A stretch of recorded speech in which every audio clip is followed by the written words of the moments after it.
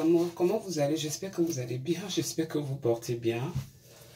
Voilà, aujourd'hui nous allons un peu parler de l'histoire de Rose Eva. Vous vous souvenez de Rose Eva, n'est-ce pas? J'espère que vous n'avez pas oublié Rose Eva. Rose Eva, la Camerounaise d'origine, en fait, une Camerounaise qui vivait au Canada, voilà. Donc Rose Eva, aujourd'hui, a traversé des moments difficiles. Voilà, elle a traversé des moments difficiles. Au Cameroun, elle est tombée malade. Vous savez, le stress avec tout ce qui se mélange et tout ce qui se passe. Voilà. Donc, Rose Eva est en train de retrouver quand même une vie en attendant parce qu'elle a toujours en fait, je ne sais pas comment dire ça, comment appeler ça. Elle veut toujours repartir. Voilà, le Canada est pour elle. Voilà, elle a été punie. Les gens ont fait des manifestations. Beaucoup de personnes se sont levées pour le cas de Rose Eva, la Camerounaise qui a été expulsée parce qu'elle avait travaillé sans permis de travail étant étudiante, alors que cela est interdite ou cela a été interdit par la loi. Alors, par rapport à son expulsion, beaucoup de personnes aujourd'hui en parlent et elle-même, elle en parle aussi.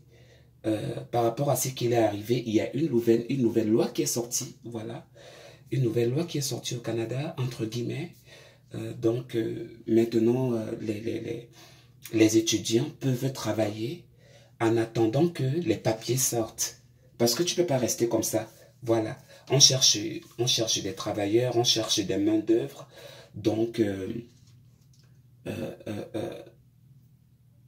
aujourd'hui, le cas de Rose Eva a vraiment touché le monde, à ce que non, le gouvernement canadien a enfin, donc derrière elle, les gens vont en bénéficier. Malgré que pour elle, ça a été quelque chose de traumatisant, quelque chose de pas bien, quelque chose que nous connaissons tous, vivre dans un pays et après un moment, un jour, 1 ou 2 jours, on te dit, on est en train de te renvoyer sans même, mais la faute était commise et elle a reconnu sa faute. Que non, oui, c'est vrai, elle avait travaillé sans permis de travail et elle s'excuse et tout et tout. Donc, je pense que selon les circonstances, Rose Eva va redemander un visa très bientôt pour le Canada, mais pour le moment, elle est toujours en train de se battre.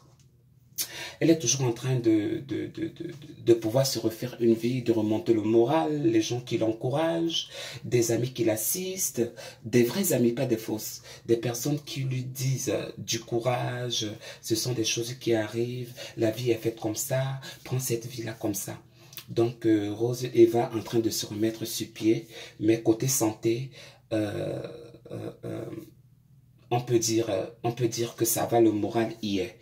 Mais comme nous tous, nous connaissons, quand nous avons un problème, c'est très difficile d'oublier, voilà. On fait semblant d'oublier, mais ça existe toujours parce que ça dépend de la façon dont ça s'est manifesté dans notre vie ou comment c'est arrivé cela. Alors, par rapport au cas de Rose Eva, aujourd'hui, beaucoup d'étrangers, beaucoup d'étudiants qui quittent de leur pays respectif pour aller faire des études au Canada, à l'étranger. Donc aujourd'hui, sachez que la loi a été changée par rapport au cas de Rose Eva. Maintenant, tout étudiant étant sur le sol canadien peut enfin travailler en attendant que les papiers soient à jour. Donc que les papiers te reviennent. Voilà, en attendant que les papiers sortent, les documents. Voilà, donc tu vas aller faire la demande, voilà, tu fais une demande une demande de permis de travail, voilà, en faisant cette demande de permis de travail, où tu dois encore attendre 2 ans, ou 3 ans, ou 4 ans, tout le reste des années là, si tu ne fais pas des études, ou bien que tu fais des études, mais maintenant la loi dit que tu ne peux plus rester comme ça, tu peux maintenant enfin travailler en attendant que tes papiers sortent. Donc, c'est une façon de parler, l'autre porte qui se ferme et ça s'ouvre aux autres. C'est comme si la personne a fait un sacrifice sans même pour autant savoir qu'elle avait fait un sacrifice dans sa vie. Mais par rapport à cela,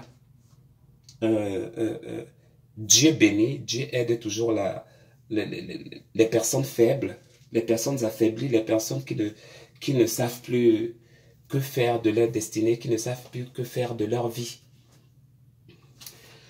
Bon, Nous rendons grâce à Dieu. Nous disons à Dieu merci pour tout. Voilà. Donc, c'était un peu cette information-là que je voulais vous donner. Vous savez, l'étranger, c'est les pays des Blancs. Voilà. Pays, nous ne sommes pas Blancs, nous sommes Noirs.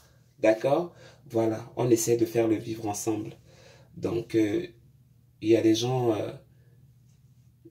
qui ont dit que toute leur vie, ils vont aider les autres. Ils vont soutenir. Ils vont donner un coup de main. Ils vont assister.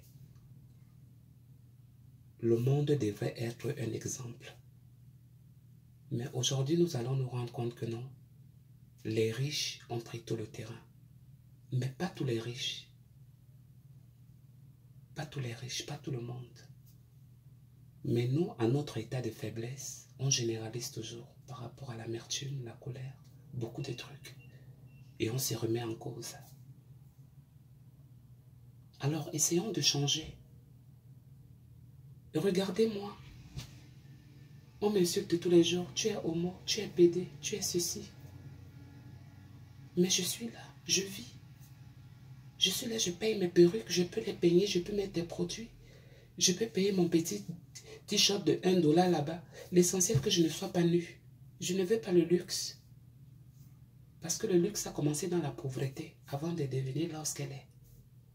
On discute quoi sur la terre? On discute quoi? Vous vous êtes moqué. Même ceux-là qui ont dit que non, ils vont envoyer, ils n'ont jamais rien envoyé. Mais cela n'a jamais rien changé à moi. Ceux-là qui disaient que nous sommes des vrais amis, nous sommes vraiment des amis. Ils sont où aujourd'hui? Qui connaît prendre un coup de fil pour m'appeler? Moi, je suis leur grande sœur, je suis leur grand frère. Qui a déjà pris un coup de fil pour m'appeler? Hein?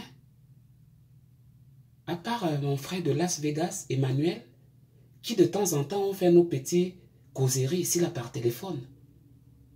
On parle nos choses. Mais entre-temps, beaucoup sont là. Ils regardent mes vidéos. Ils voient les amis, les connaissances, les gens qui m'ont connu. Ils sont là.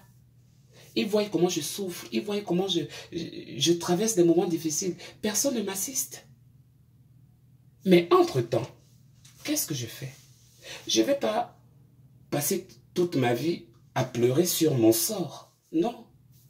Je peux faire autrement. Je peux utiliser ma tête, j'utilise mon corps, je ne sais pas n'importe quoi, juste pour que je m'en sorte. Je ne baisse pas les bras, hein? Je ne baisse pas les bras. Mais parmi ces personnes-là qui se moquent, qui disent toujours que « Ah, va travailler, quémande, ceci, cela, ta. » Vous ne me voyez pas au travail. Quand je travaille ici, là, les gens ne bavardent pas, les gens ne parlent pas. Là, je travaille, mais on va toujours dire que elle ne travaille pas, va travailler, paresseuse, ceci, cela. On a toujours à dire. C'est le pourquoi je resterai toujours à mon niveau, à ma place, qui met ma place. Je rends le bon Dieu, voilà, je ne suis pas épargné de quelque chose sur la terre, dans le monde, ou un accident, ou je sais pas, un incident. Hein? Non, tout peut arriver dans la vie. Mais je rends quand même grâce à Dieu que je ne suis pas dans ce monde-là. Quand je dis monde, donc dans le monde des gens bizarres par rapport. Mais parmi tout cela, Dieu envoie toujours quelqu'un. Allô Annabelle, s'il te plaît, envoie-moi ton PayPal, je vais t'envoyer quelque chose. C'est pas grand chose, hein? C'est 200, c'est 300, c'est 400. Vas-y, prends ça, débrouille-toi. Je t'aime bien, j'aime bien ton délire, n'écoute pas les gens, et tout, ta. Il y a toujours quelqu'un, ou bien 2 ou 3 personnes qui se lèvent là-bas, qui disent, tiens ça, dis donc, vis ta vie, ne les gère pas. Mais tandis que d'autres se moquent, vous pensez que quand je viens demander, oui, donnez-moi ceci, ou bien faites ceci, vous pensez que quand vous restez sur vos chaises, vous ne faites rien.